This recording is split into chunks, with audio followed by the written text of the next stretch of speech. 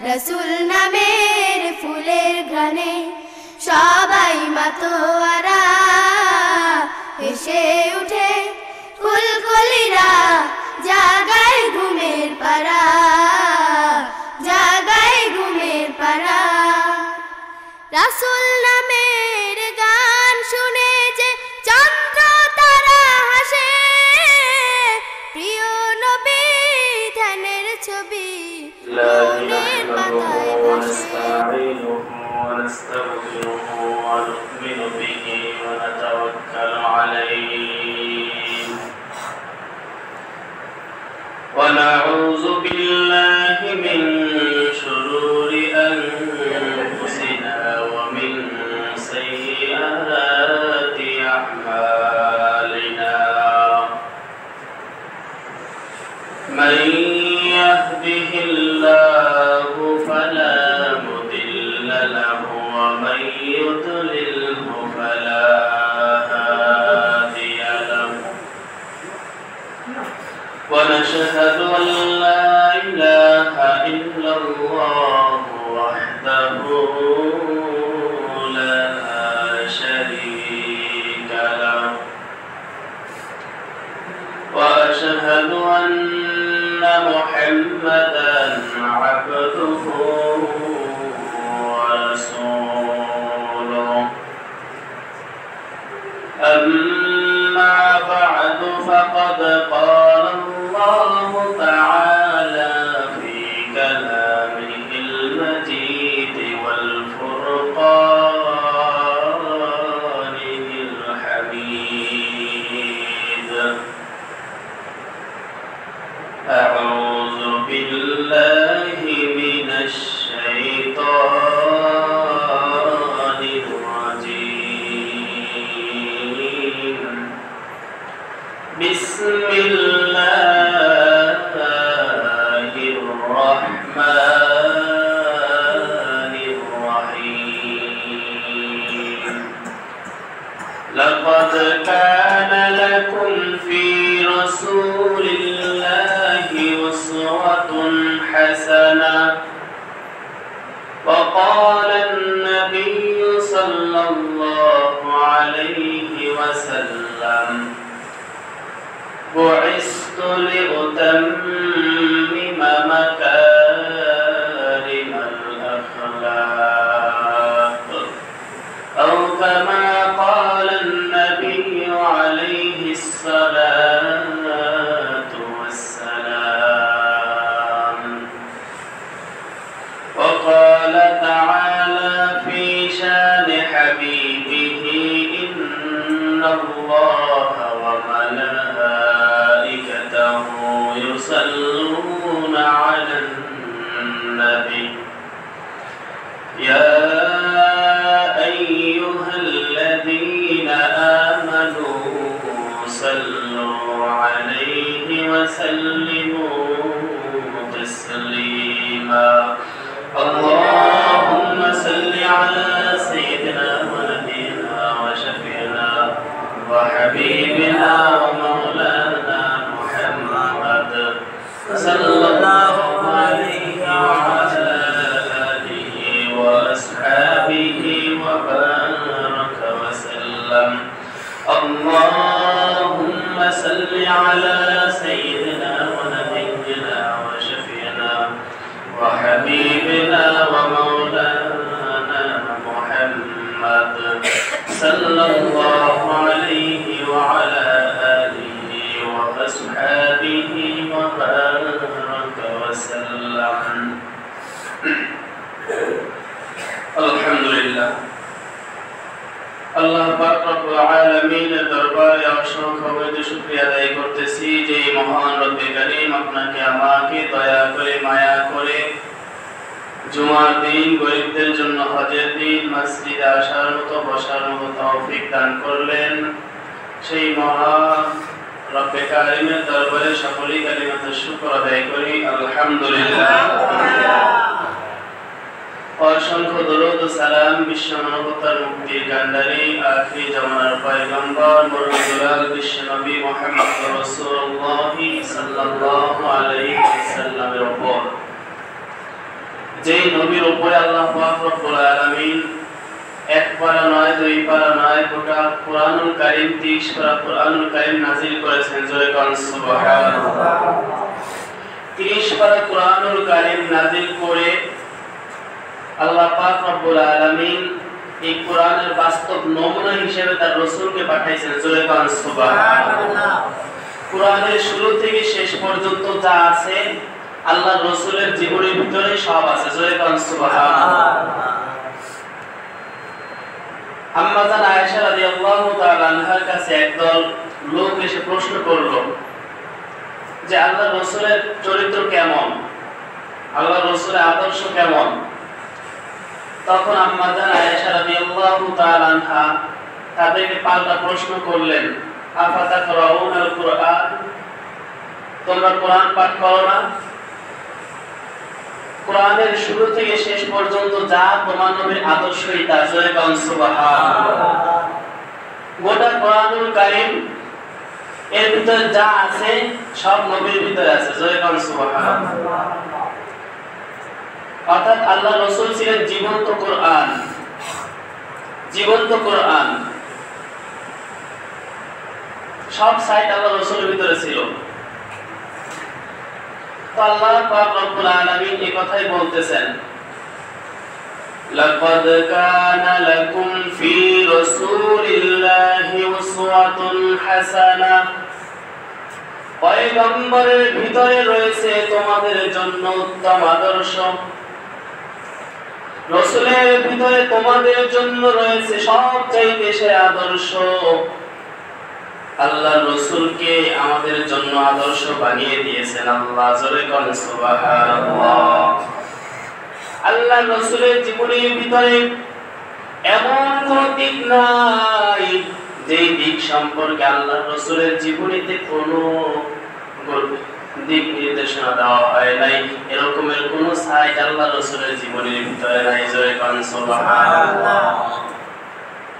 লাকাদ কানা লাকুম ফি রাসূলিল্লাহি উসওয়াতুন হাসানাহ, পয়গম্বরের ভিতরে রয়েছে তোমাদের জন্য উত্তম আদর্শ। নবী বলেন, বুইস্তু লিউতাম্মিমা মাকারিমাল আখলাক, আমি পয়গম্বর দুনিয়ার ভিতরে যত ভালো আদর্শ হতে পারে, যত ভালো চরিত্র হতে পারে, এই ভালো গুণগুলোকে শিক্ষা দেওয়ার জন্য, ভালো চরিত্র, উত্তম চরিত্র শিক্ষা দেওয়ার জন্য আমি প্রেরিত হয়েছি। জোরে কোন সুবহানাল্লাহ। মানুষকে ভালো বানাবার জন্য আল্লাহ পাক রব্বুল আলামিন আমাকে প্রেরণ করেছেন। কারণ এই দুনিয়াটা হলো পরীক্ষার হল। এই দুনিয়ার চারদিকে গুনাহ আর গুনাহ, বান্দা যেদিকে যাবে সেখানে গুনাহ আর গুনাহ। আবার অপরদিকে শয়তান প্রত্যেকটা মানুষের সাথেই আছে। শয়তান সব সময় মানুষকে চায় গুনাহ করাইতে। এজন্য এমনিতেই দুনিয়াটা হলো গুনাহের পরিবেশ। এই পরিবেশে থেকে আবার আরেকটা প্রতিবন্ধকতা হলো শয়তান আমাদের পিছনে থেকে আছে। এই দুইটা প্রতিবন্ধকতা পেরিয়ে বান্দা বান্দিরা জান্নাত পেতে পারবে না। এই বান্দারা গোমরাহ হয়ে জাহান্নামে চলে যাবে। অতএব এদেরকে জান্নাতে নেওয়ার জন্য আল্লাহ পাক রব্বুল আলামিন নবী রাসূলদের পাঠিয়েছেন। জয় কোন সুবহানাল্লাহ। নবী বলেন, আনা আখিযুন বিহুজাজিকুম আনিন নার, আমি তোমাদেরকে জাহান্নামের কিনারা থেকে তোমাদের কোমর ধরে ধরে আমি তোমাদের জাহান্নাম থেকে বাঁচাই। জয় কোন সুবহানাল্লাহ। জাহান্নামের কিনারা থেকে আমাদের কোমর ধরে ধরে তারপরে আমাদের বাঁচাইয়ে রাখে। যেরকমের যখন আগুন জ্বালানো হয়, এক ধরনের পোকা আছে ওই আগুনের ভিতরে লাফাইয়ে লাফাইয়ে পড়ে, কথা ঠিক কিনা?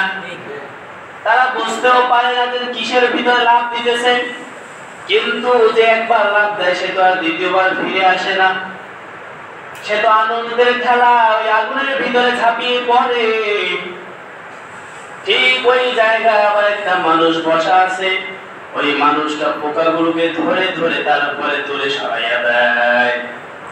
আল্লাহ রাসূল বলতেছে ওই মানুষটাই হলাম আমি। জোরে কোন সুবহানাল্লাহ।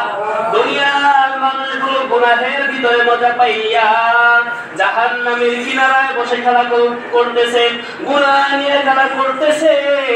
আর যত পারে সামনের দিকে অগ্রসর হইতেছে, আর একটু গেলে জাহান্নামে পড়ে যাবে। এমন অবস্থায় আল্লাহ পাক রব্বুল আলামিন আমাকে পাঠিয়ে দিয়েছেন। আমি মানুষ আমাকে গালি দেয়, মানুষ আমাকে পাথর মারে, মানুষ আমাকে আমার দান মোবারক শহীদ করে দেয়, এরপর আমি মানুষকে কখনো খারাপ জানি না, এরপর আমি মানুষের জন্য বদদোয়া করি না। জোরে বলেন সুবহানাল্লাহ। আয়াতের ময়দানে নবী রক্ত ছড়াইলেন, উহুদের ময়দানে দান মোবারক শহীদ করলেন, এরপর আল্লাহ রাসূল জীবনে কাউকে কোনো বদদোয়া করে নাই। জোরে বলেন সুবহানাল্লাহ।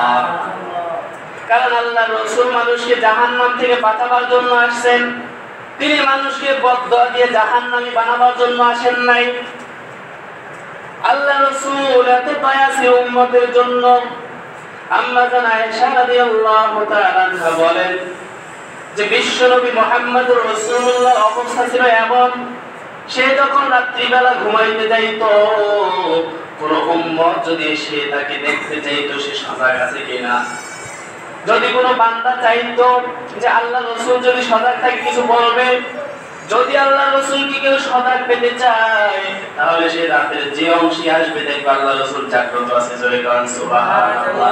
আবার যদি কেউ চায় আল্লাহ রাসূলকে ঘুমন্ত অবস্থায় দেখবে, তাও পারবে। জোরে বলেন সুবহানাল্লাহ। তার মানে আল্লাহ রাসূলের অবস্থা ছিল হঠাৎ ঘুম, আবার হঠাৎ জাগ্রত হয়ে যাইত। তিনি ঠিকমতো ঘুমাইতে পারতেন না, এই উম্মতের চিন্তা করে করে নিজের হারামের ঘুম হারাম করে দিতেন। জোরে বলেন সুবহানাল্লাহ। আমার নবীর জীবনে কোনো গুনাহ নাই, জীবনে কোনো অন্যায় করে নাই। এরপর রাত্রিবেলা তাহাজ্জুদের নামাজ পড়তে পড়তে, তাহাজ্জুদের নামাজের ভিতরে কোরআন তেলাওয়াত করতে করতে তার পা মোবারক খুলে যাইত। জোরে বলেন সুবহানাল্লাহ। আল্লাহ পাক রব্বুল আলামিন রাসূলকে বলতেছেন, হে আমার রাসূল, আপনি কি উম্মতের চিন্তায় চিন্তায় নিজেকে ধ্বংস করে ফেলবেন? জোরে বলেন সুবহানাল্লাহ। আল্লাহ নিজে বলতেছে তার রাসূলকে যে আপনি কি উম্মতের জন্য নিজেকে পাগল বানিয়ে ফেলবেন? আপনি কি নিজেকে ধ্বংস করে ফেলবেন? আপনার এরকম রাত্রিবেলা দাঁড়াইয়া দাঁড়াইয়া তো কষ্ট করে আমার বড় মায়া লাগে। আল্লাহ পাক রব্বুল আলামিনের কথা শুনি আমার নবী বলেন, আয় আল্লাহ, তুমি আমাকে কত দয়া করেছো, কত রহমত করেছো, তুমি আমাকে কত নিয়ামত দান করেছো, এই নিয়ামতের কি আমি শুকরিয়া আদায় করব না? জোরে বলেন সুবহানাল্লাহ। আমি এর হয়ে দাঁড়াইয়া দাঁড়াইয়া তোমার নিয়ামতের শুকরিয়া আদায় করি। জোরে বলেন সুবহানাল্লাহ।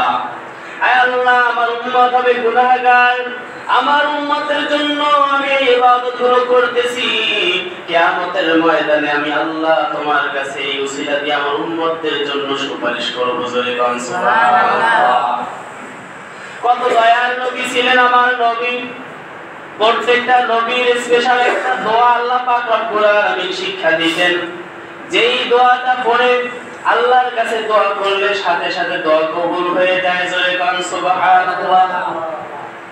তো বিশ্ব নবী মুহাম্মদুর রাসূলুল্লাহ বলেন, প্রত্যেকটা নবী তাদের সেই দোয়াকে দুনিয়াতে কাজে লাগাইছেন, কিন্তু আমার সেই দোয়াটা আমি রিজার্ভ করে রেখে দিয়েছি, কাল কিয়ামতের ময়দানে ওই দোয়া দিয়ে আমার উম্মতদেরকে জান্নাতে নিয়ে যাব। জোরে বলেন সুবহানাল্লাহ। কেমন নবী আমার নবী! ইচ্ছা করলে নিজের জন্য চাইতে পারতেন, ইচ্ছা করলে তার কলিজার টুকরা ফাতেমার জন্য চাইতে পারতেন, ইচ্ছা করলে তার নাতিদের জন্য চাইতে পারতেন, কিন্তু আল্লাহ রাসূল নিজের জন্য না চেয়ে, নিজের মেয়ের জন্য না চেয়ে তার উম্মতের জন্য রেখে দিয়েছেন। জোরে বলেন সুবহানাল্লাহ। কত দয়ার নবী! আল্লাহ রাসূল এক যুদ্ধে গেলেন, যুদ্ধ থেকে ফিরে আসতে অনেক দেরি হয়ে গেল। মদিনার ভিতরে তখন দুর্ভিক্ষ চলতেছে। মদিনায় যখন ঢুকলো, মসজিদে নববীর ভিতরে ঢুকে দেখে বেলাল বেহুশ অবস্থায় পড়ে আছে, অনেকদিন পর্যন্ত না খেয়ে আছে। বেলাল রাদিয়াল্লাহু তাআলা আনহু বেহুশ। আল্লাহ রাসূল এসে দেখতেছেন বেলাল বেহুশ অবস্থায় আছে মসজিদে নববীর ভিতরে। বেলালকে ডাকা হলো, বেলাল কি অবস্থা মদিনার? মদিনার মানুষের কি অবস্থা আমাকে বলো। যুদ্ধে গিয়েছিলাম, অনেকদিন কাটিয়েছি, মদিনার খোঁজ খবর তেমন রাখতে পারি নাই। বেলাল ডেকে বলতেছে, পয়গম্বর, মদিনার মানুষের খোঁজ নেওয়ার আগে আপনি আপনার পরিবারের খোঁজ নেন। জোরে বলেন সুবহানাল্লাহ। আজ থেকে অনেকদিন পূর্বে হাসান হোসেন আমার কাছে আসছিল। তাদের ঘরে যেই খানা রাখা ছিল সেই খানাগুলো শেষ হয়ে গেছে। আমার কাছে দুই ভাই এসে কান্নাকাটি করেছে, বলছে, ও বেলাল ভাই, আমাদের ঘরে কোনো খানা নাই, তোমার কাছে যদি কিছু থাকে আমাকে দাও। বেলাল বলে, আমার কাছে 4টা খেজুর ছিল, আমি ওই 4টা খেজুর তাদেরকে দিয়ে দিলাম। তারা যখন মসজিদের দরজা পর্যন্ত গেল, হুসাইন রাদিয়াল্লাহু তাআলা আনহু ছিলেন অত্যন্ত বুদ্ধিমান, অত্যন্ত বিচক্ষণ। হুসাইন রাদিয়াল্লাহু তাআলা আনহু তার বড় ভাই হাসান রাদিয়াল্লাহু তাআলা আনহুর হাতটা ধরে বলতেছে, ভাইও, আমার মায়ের মাথা ছুঁয়ে আমরা কসম করেছি জীবনে না খেয়ে মারা যাব, তারপর কোন মানুষের কাছে হাত পাতবো না। জোরে বলেন সুবহানাল্লাহ। অতএব বেলালের কাছে যাওয়াটা আমাদের উচিত হয় নাই, আমাদের যদি চাইতে হয় আল্লাহর কাছে যাইবো। জোরে বলেন সুবহানাল্লাহ। এই কথা চিন্তা করার পর ওই দুই ভাই ওই 4টা খেজুর ফেরত দিয়ে দিয়েছে। জোরে বলেন সুবহানাল্লাহ। অথচ 3 দিন পর্যন্ত উপাস, ঘরেও কোনো খানা নাই। হযরত আলী রাদিয়াল্লাহু তাআলা আনহু সেও বাড়িতে নাই, সেও যুদ্ধে গিয়েছেন, ইয়ারমুকের যুদ্ধে। তো এমন অবস্থায় বেলাল রাদিয়াল্লাহু তাআলা আনহু অত্যন্ত কষ্ট পেলেন এবং তারা না যে তারা বাড়িতে চলে গেছে। আল্লাহ রাসূলকে বলতেছে, ইয়া রাসূলুল্লাহ, ইয়া হাবিবাল্লাহ, এরপর থেকে হাসান হোসেনকে আর দেখা যায় না, অনেক দিন হয়ে গেছে, তাদের কোনো খোঁজ খবর আমার কাছে নাই। তারা জীবিত আছে না মারা গেছে সেটাও আমি জানি না। ও নবী, আপনি তাড়াতাড়ি ফাতেমার বাড়ি চলে যান, ফাতেমার খোঁজ খবর নেন, আপনার নাতি 2 জন কি এখনো জীবিত আছে কিনা দেখেন।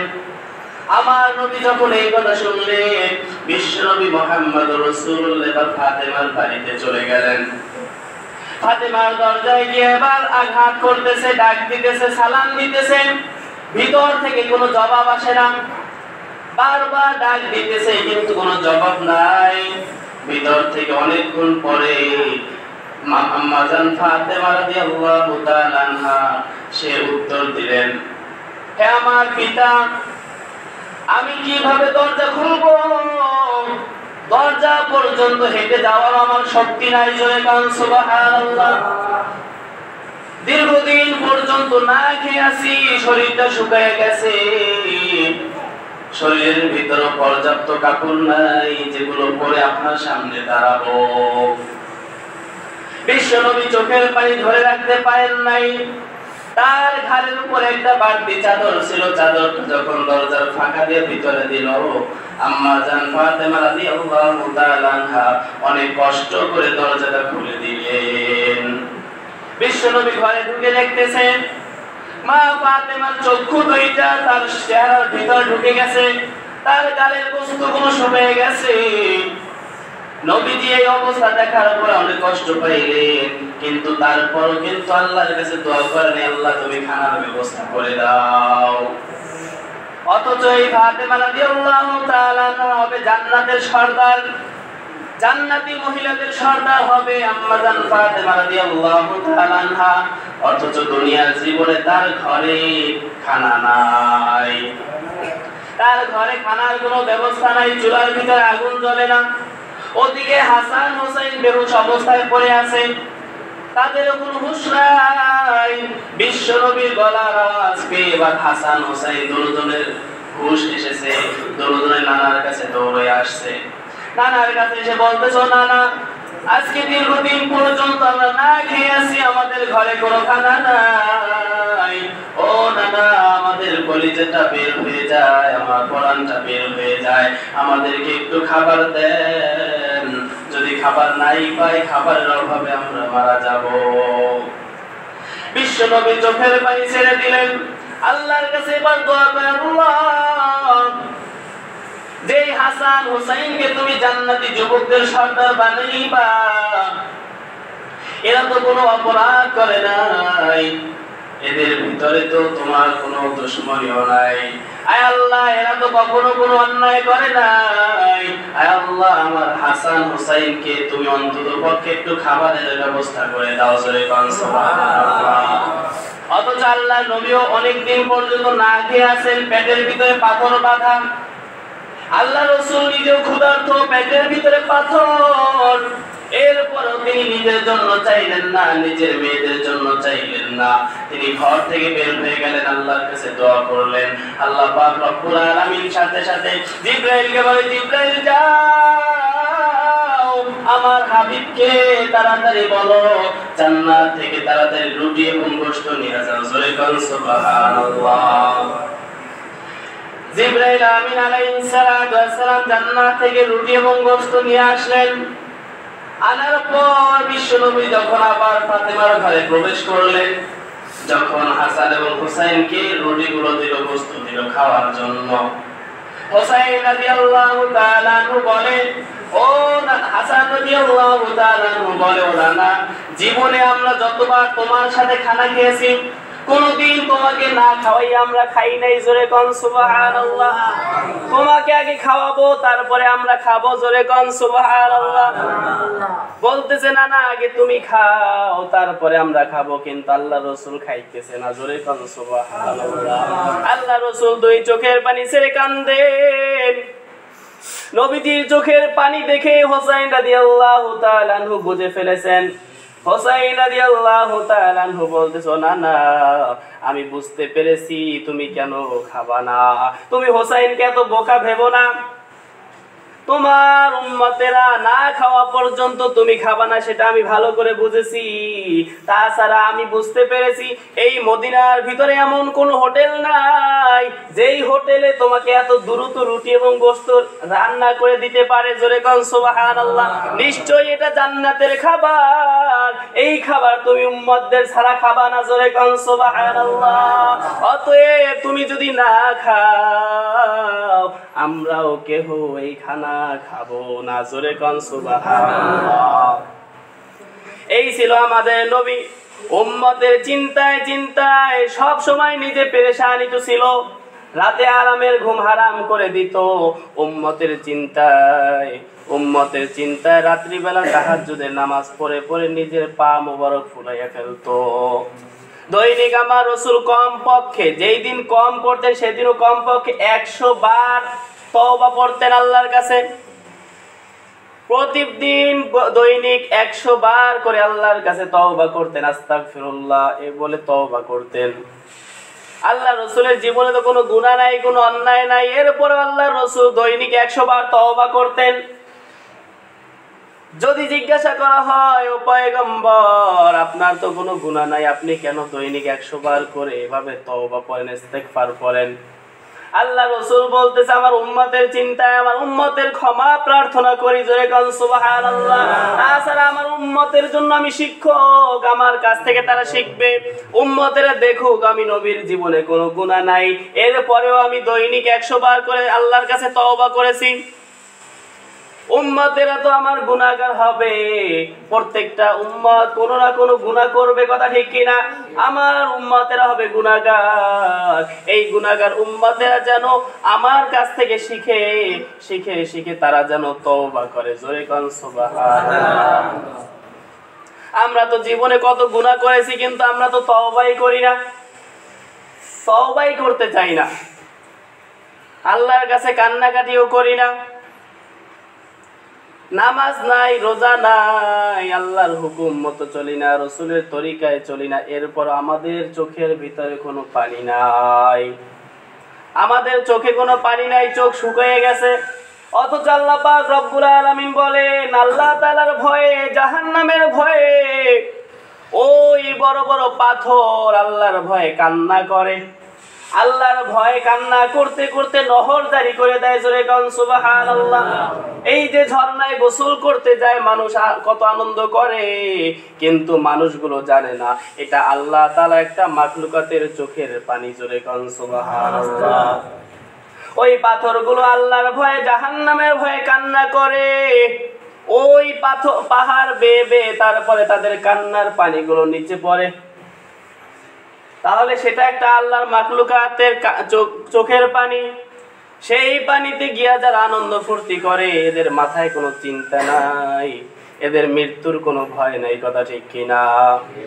আল্লাহ পাক রব্বুল আলামিন বলে ওয়াকুদুহান নাস ওয়াল হিজারা, যে জাহান্নামের জ্বালানি হবে মানুষ এবং পাথর। তো আল্লাহ পাক রব্বুল আলামিনের একটা মাখলুকাত, যেই মাখলুকাতের কোনো প্রাণ নাই। কথা ঠিক কিনা?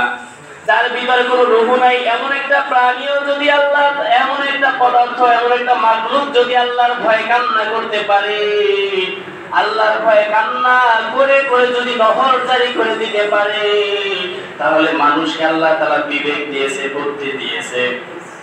এই মানুষকে আল্লাহ পাক রব্বুল আলামিন সবকিছু বোঝার ক্ষমতা দিয়েছেন। এরপরও যদি এই মানুষগুলো আল্লাহর ভয়ে কান্না না করে, জাহান্নামের ভয়ে কান্না না করে, আল্লাহ পাক রব্বুল আলামিন বলে ইন্নাল ইনসানা লিরাব্বিহি লাকানুত, এই মানুষগুলো তার রবের প্রতি বড়ই নেমখারাম।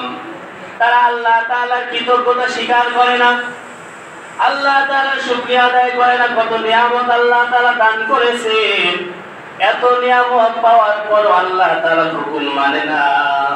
অথচ দুনিয়ার ভিতরে এমন কোন মাখলুকাত নাই যারা আল্লাহ তাআলার তাসবিহ করে না। সুবহানাল্লাহ। দুনিয়ার সমস্ত মাখলুকাত আল্লাহর তাসবিহ করে, অথচ এই মানুষকে সর্বসেরা করে বানাইছেন, সর্বশ্রেষ্ঠ বানাইছেন। শুধু সর্বশ্রেষ্ঠই নয়, আখির জামানার নবীর উম্মত বানাইছেন। সুবহানাল্লাহ। এরপরেও ওই মানুষগুলো আল্লাহর হুকুম মানে না। কথা ঠিক কিনা? তো এই মানুষগুলোকে আল্লাহ পাক রব্বুল আলামিন বলেছেন ভিন্ন আয়াতের ভিতরে, আবার বলেন যে তারা হলো কুকুর শুয়োরের চাইতেও খারাপ। জোরে বলেন নাউযুবিল্লাহ। কোন মানুষ? যারা আল্লাহর হুকুম মানে না। কারা? যারা আল্লাহর হুকুম মানে না, নামাজ পড়ে না, রোজা রাখে না, পর্দা করে না, হালাল খায় না, রাসূলের দেখানো পথে চলে না, তারাই হলো ওই সমস্ত মানুষ। যেই মানুষগুলো আল্লাহ তাআলা বলেছে তারা কুকুর শুয়োরের চাইতেও খারাপ। জোরে বলেন নাউযুবিল্লাহ। কিছু কিছু মানুষ আছে দেখবেন শুধু সপ্তাহে জুমার নামাজ পড়ে, আছে না? এই সপ্তাহে একত্র পড়বে আর পুরো সপ্তাহে কোনো খবর নাই। এরা কেমন মুসলমান আমি নিজেও জানি না। আল্লাহ রাসূল বলেন বাইনাল মুমিন ওয়া বাইনাল কাফির তারকুস সালাম, যে ঈমানদার এবং কাফেরের ভিতরে পার্থক্যই হলো নামাজ। যে ব্যক্তি নামাজ পড়বে ওই ব্যক্তি হলো ঈমানদার, আর যে নামাজ পড়বে না ওইটা হলো কাফের। কে বলছেন? আল্লাহ রাসূল বলেছেন কাফের নামাজ পড়ে না, ঈমানদারের নামাজ। ঈমানদার যারা তো অবশ্যই নামাজ পড়বে, আর যারা কাফের তারা তো নামাজ পড়বে না, ওদের তো ঈমানই নাই। কথা ঠিক কিনা? যে ব্যক্তি আল্লাহকে বিশ্বাস করে, পরকালকে বিশ্বাস করে, রাসূলকে বিশ্বাস করে, ওই ব্যক্তি কখনো নামাজ ছাড়তে পারে না। কথা ঠিক কিনা? আল্লাহ রাসূল বলতেছেন ও উম্মতেরা, লা ইউমিনু আহাদুকুম হাত্তা আকুনা হাব্বা ইলাইহি মিন ওয়ালিদিহি ওয়া ওয়ালাদিহি ওয়ান নাসি আজমাইন, ততক্ষণ পর্যন্ত তোমরা খাঁটি ঈমানদার হতে পারবে না, পূর্ণাঙ্গ মুমিন হতে পারবে না, যতক্ষণ পর্যন্ত তোমরা আমি নবীকে তোমার সন্তান সন্ততি, তোমার পিতামাতা, তোমার নিজের জীবনের চাইতেও বেশি ভালোবাসতে না পারবা। জোরে বলেন সুবহানাল্লাহ। নিজের জীবনের চাইতেও যদি রাসূলকে ভালোবাসা না যায়, ওই ব্যক্তি খাঁটি মুমিন হতে পারবে না। কথা ঠিক কিনা? হযরত ওমর ফারুক রাদিয়াল্লাহু তাআলা আনহু একবার বলতেছি, ইয়া রাসূলুল্লাহ, আমি আপনাকে অনেক অনেক বেশি ভালোবাসি। বলতেছে আমার ধন সম্পদ পিতামাতা সবার চাইতে আপনাকে বেশি ভালোবাসি। আল্লাহ রাসূল বলতেছে ওমর, তুমি কি তোমার নিজের জীবনের চাইতে আমি নবীকে বেশি ভালোবাসো কিনা? ওমর রাদিয়াল্লাহু তাআলা চুপ হয়ে গেলেন, কিছুক্ষণ ভাবলেন, চিন্তা করলেন, তারপরে বলতেছি ইয়া রাসূলুল্লাহ, আল্লাহর কসম করে বলতেছি আপনাকে আমার জীবনের চাইতেও বেশি ভালোবাসি। জোরে বলেন সুবহানাল্লাহ। ওমর রাদিয়াল্লাহু তাআলা চিন্তা করে তারপর উত্তর দিয়েছেন, আমরা হইলে জোশের চলে বলতাম যে আমরা রাসূলকে জীবনের চাইতেও বেশি ভালোবাসি, অথচ কাজে কর্মে প্রমাণ হয় আমরা রাসূলের আদর্শ কেউ মানি না। কথা ঠিক কিনা? মুখে বলে আশিকে রাসূল, অথচ মুখের ভিতরে দাড়ি রাখতে পারে না। মুখে বলে আশিকে রাসূল, সব সময় মাথায় টুপিটা পরতে পারে না, আছে না নাই? দাবি করে মুসলমান, গায়ে লম্বা জামা ঢুকাইতে পারে না, কথা ঠিক কিনা? তুমি কেমন মুসলমান? আল্লাহ রাসূল বলতেছে, উম্মত তোমরা যদি আল্লাহর ভালোবাসা পাইতে চাও তাহলে আমি রাসূলের আদর্শ অনুসরণ করো। আল্লাহ তাআলা বলতেছেন, ও নবী আপনি বলে দেন, যদি তারা আমি আল্লাহর ভালোবাসা পাইতে চাই তাহলে আপনার অনুসরণ করুক, ইত্তেবা করুক। জোরে বলুন সুবহানাল্লাহ। আল্লাহ রাসূল ইত্তেবা কিভাবে হবে? আল্লাহ রাসূল বলতেছে, মান আহাব্বা সুন্নতি ফাকাদ আহাব্বানি ওয়া মান আহাব্বানি কানা মাই ফিল জান্নাহ। যেই ব্যক্তি আমার সুন্নাতকে ভালোবাসবে সেই ব্যক্তি আমি নবীকে ভালোবাসবে, যে আমি নবীকে ভালোবাসবে তারপরে সে আমার সাথেই জান্নাতে থাকবে। জোরে বলুন সুবহানাল্লাহ। তাহলে নবীকে ভালোবাসার প্রমাণ হলো নবীর সুন্নাত। যার ভিতরে নবীর সুন্নাত আছে বুঝতে হবে সেই নবীর আশিক, কথা ঠিক কিনা? সে যদিও মুখে দাবি না করুক, সে যদিও এরকমের আল্লাহর রাসূলের নামে নামে দেয়ালের ভিতরে আশিকে রাসূল না লেখো, তারপরও সে ব্যক্তি হবে আশিকে রাসূল, কথা ঠিক কিনা? ওই ব্যক্তি যদিও মিলাদ মাহফিল না করুক, তারপরে ওই ব্যক্তি আশিকে রাসূল, কারণ তার ভিতর রাসূলের সুন্নাত আছে, কথা ঠিক কিনা? কারণ রাসূলকে যে ভালোবাসে তার ভিতরে নবীর সুন্নাত আছে। এজন্য আল্লাহ রাসূল আগে বলছে আমার সুন্নাত মানো, এরপরে তুমি আমার ভালোবাসা পাবা, তুমি আমাকে ভালোবাসতে পারবা, আর আমি নবীকে ভালোবাসতে পারলে তুমি আমার সাথে জান্নাতে যাইতে পারবা। আজকে অনেকে দাড়ি রাখতে পারে না লজ্জার কারণে, আছে না নাই? বলতেছে এই বয়সে কি দাড়ি রাখি, বয়স আর একটু হোক তারপরে দাড়ি রাখবো। স্ত্রীর ভয়ে অনেকে দাড়ি রাখতে পারে না, মানুষের লজ্জার কারণে মানুষ কথা বলবে এই ভয়টা অনেকে সবসময় টুপি মাথায় দেয় না। মানুষ একটু মুরব্বি ডাকবে বা একটু চাচা বলবে এই ভয়তে পাঞ্জাবি পরতে পারে না। অনেক মানুষ আছে মানুষের ভয়তে, মানুষের কথার ভয়ে, সমাজের মানুষের কথার ভয়তে তারা কি করে না, নবীর সুন্নাত মানে না। যারা নবীর সুন্নাত মানতে পারে না তারা কখনো নবীর আশিক হতে পারে না, কথা ঠিক কিনা?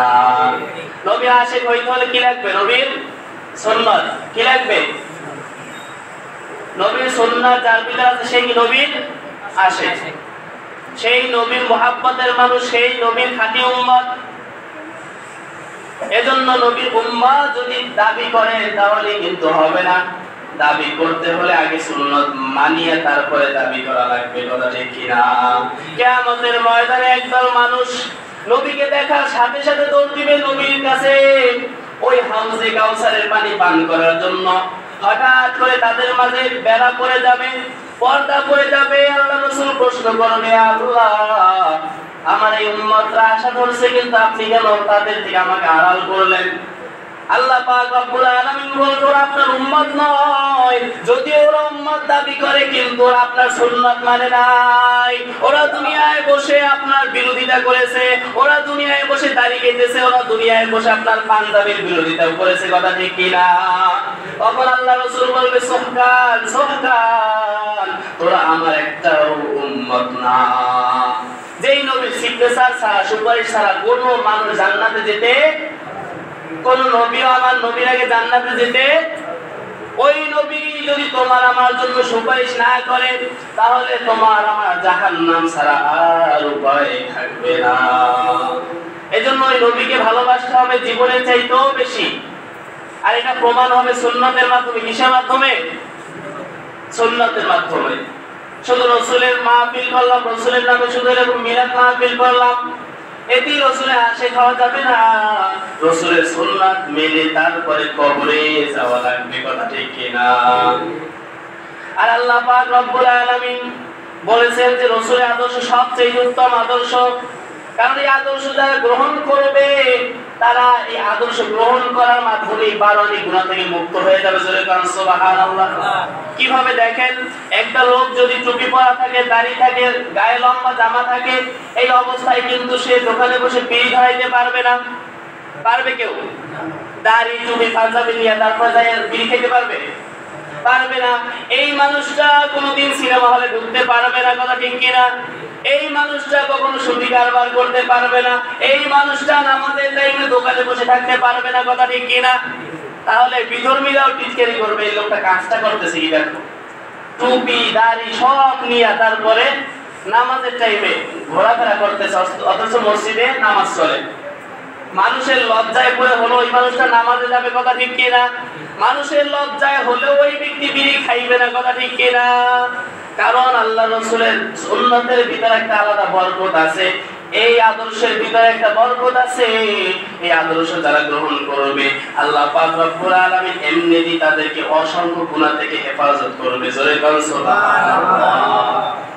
এজন্য এই আদর্শ গ্রহণ করা লাগবে, কথা ঠিক কিনা? এমন অবস্থায় এই দাড়ি টুপি পাঞ্জাবি নিয়া ইচ্ছা করলেই বেগানা নারীর সাথে আড্ডা দেওয়া যাবে। এই জন্য এই আদর্শের ভিতরে একটা আলাদা বরকত আছে। যারা নবীর সুন্নাত মানে তারা অসংখ্য গুনাহ থেকে হেফাজতে থাকে। এজন্য রাসূলের সুন্নাত মানতে হবে কি হবে না? আমরা রাসূলের সুন্নাত অনুযায়ী যদি চলতে পারি তাহলে কিয়ামতের ময়দানে আশা করা যায় আল্লাহ রাসূল আপনাকে আমাকে সুপারিশ করবে, কথা ঠিক কিনা? আর যদি আমরা না মানি তাহলে জাহান্নাম ছাড়া আর কি নাই, উপায় নাই। জ্ঞানীর জন্য ইশারাই যথেষ্ট, মূর্খ মানুষের যতই বোঝাই বুঝবে না, কথা ঠিক কিনা? গরুরের জীবনে কেউ কথা শোনাইতে পারবে, তাহলে যারা আসলে মানুষ তারা নসিহত গ্রহণ করে। নসিহত কারা গ্রহণ করে? যারা মানুষ। আর যারা ওই পশু, যেগুলো জানোয়ারের চাইতেও খারাপ, আল্লাহ তাআলাই বলছে ওই জানোয়ার রূপী মানুষ কখনো নসিহত গ্রহণ করবে না। তো আল্লাহ পাক রব্বুল আলামিন আমাদের সবাইকে মানুষ হয়ে কবরে যাওয়ার তৌফিক দান করুন, সকল বলি আমিন। নীল আসমান সবুজ পৃথিবী যাহার সৃষ্টি সব, সকল তারিফ তোমারই জন্যে, তুমি আমার